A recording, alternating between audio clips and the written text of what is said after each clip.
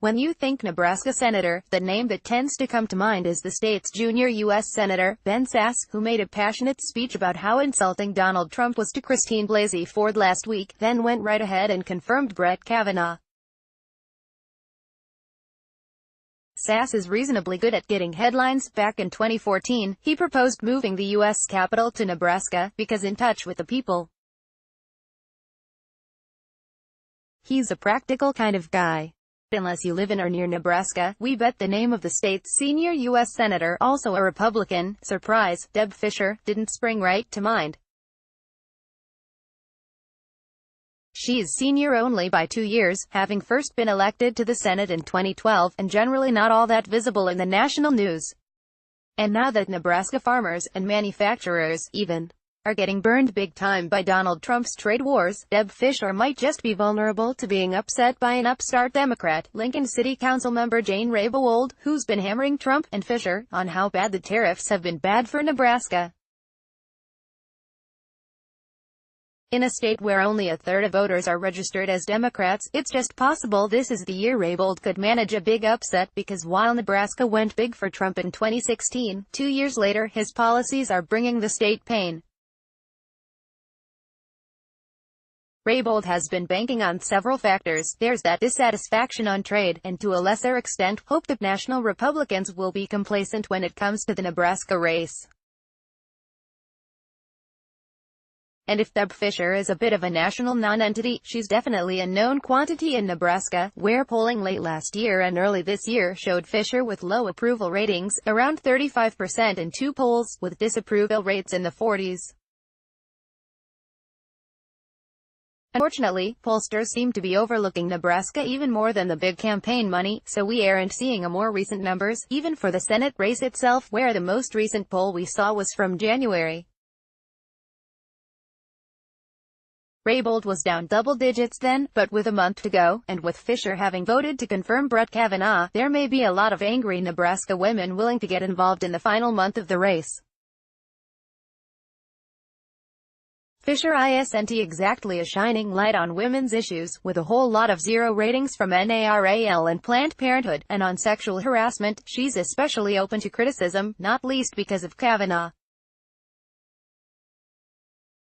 She also was one of several Republicans in 2016 who bravely dropped their endorsements of Donald Trump following the Access Hollywood tape 2 years ago today, then bravely re-endorsed Trump when Republicans said, "Oh, we're good with rapey guys." Fischer also supported a Republican alternative to an equal pay bill that would have actually reduced protections for workers if employers screwed them over on salary. It was a very bad bill. And yes, of course Fischer opposed the Democrats' equal pay bill, because it would be bad for job creators, you know. Big surprise, Fischer is also terrible on healthcare, labor, and education, and votes with Trump 92% of the time. Can Raybould capitalize on Fischer's vote for Kavanaugh? That'll depend on Nebraska women, and there's little reason to think they'll be any less pissed off about the confirmation than women elsewhere. Trump's disastrous trade policies have been Raybould's biggest issue, though.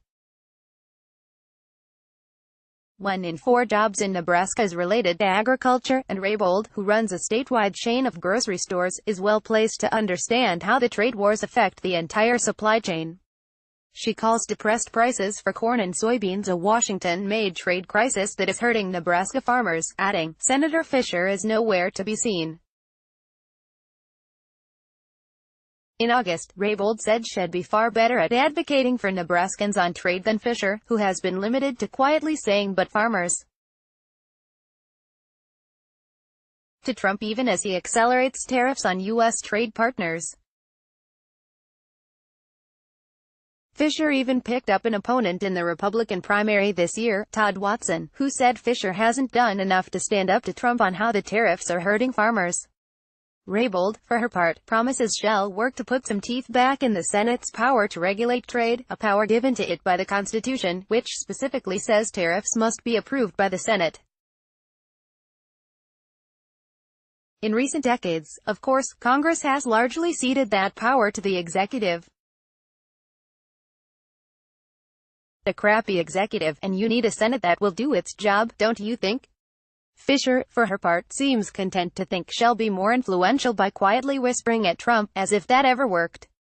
She's refused to even sign on to Sasse-sponsored bills to reassert the Senate's primacy on tariffs, because I only support bills when I know what they say. And as for actually standing up to the great man, why would she even think of that? Fisher says she won't resort to the obstructionist tactics Raybould promises because she says they'll only harden Trump in his positions on trade, not move him, and risk cutting the state off from help producers need. It's better to have a seat at the table than to throw it over, Fisher said, and cabinet officials return fewer calls to people who anger the president. Such a profile mustn't anger dear leader, lest he flip over the table himself. Raybould, on the other hand, has called attention to how Nebraska companies are already suffering, like Bell Manufacturing, in Lincoln, which already uses U.S. steel, but which has seen its costs go up because of the tariffs, even as competitors look for other suppliers.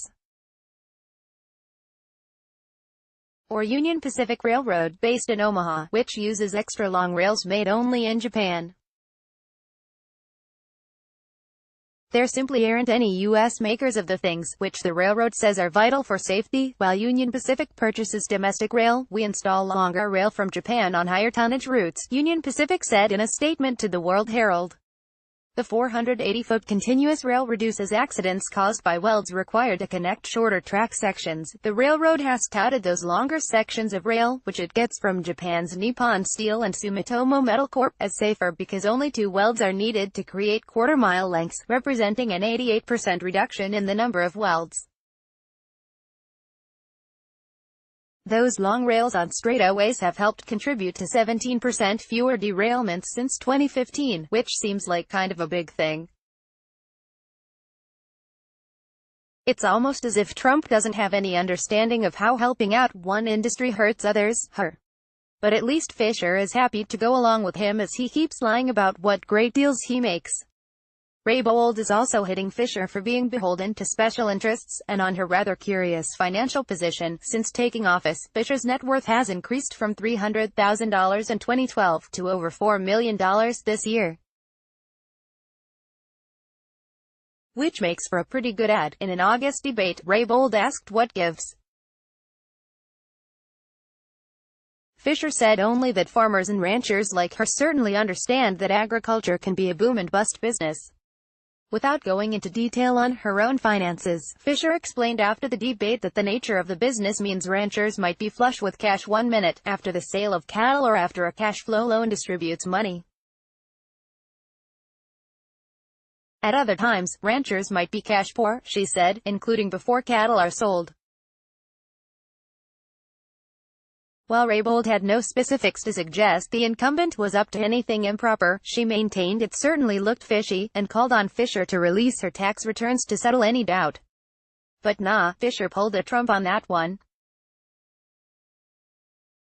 Transparency is such an old-fashioned idea, like demanding that judges not be screamy partisans who Republicans happily rush onto the Supreme Court despite credible accusations of sexual assault, which also don't need to be fully investigated.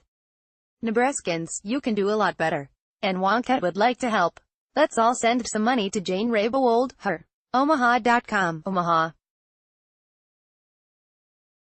538, Omaha.com, The Hill, Raybould for Senate. Your Wonka is supported by reader donations. Please help us bring you the news, then hold your hair back while you puke.